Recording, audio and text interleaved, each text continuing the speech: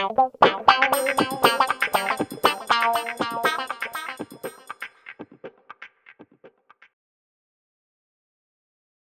you don't want to do when you're first practicing is you don't want to pass it across down here. Okay? This is, for some reason, seems to be a habit among new jugglers or people who haven't juggled before.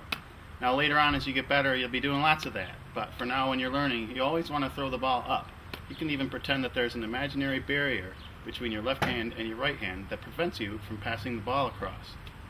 When you're practicing two ball, if you're dropping a lot, go back to one ball.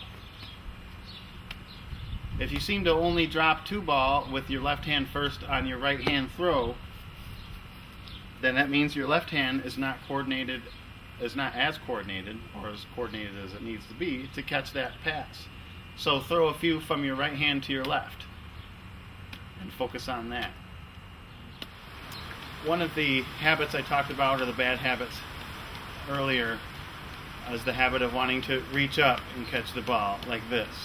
So your juggling ends up here, and if you're good, you'll learn how to juggle up there. But it's a lot more difficult because you take a lot of movement out. If you're up here juggling, you don't have a large window of space up here. If you're down here, you have lots of space to move your arms. So keep your arms nice and low. Another habit when a juggler is new is throwing the balls out in this direction.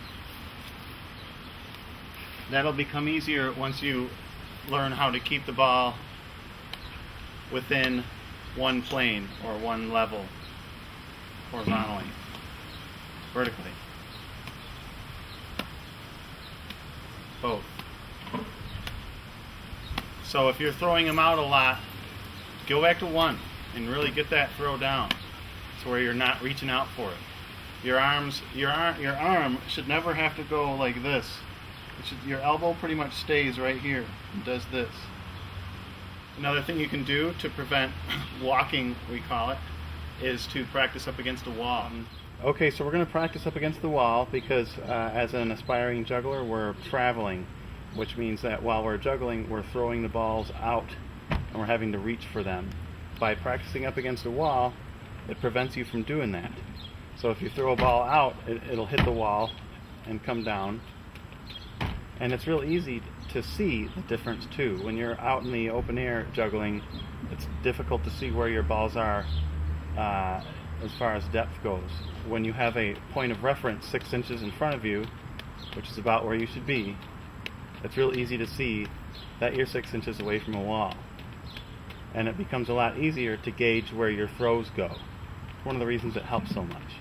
As you practice and get better at juggling, you get far more coordinated. And all that coordination and confidence spills out into everything else you do.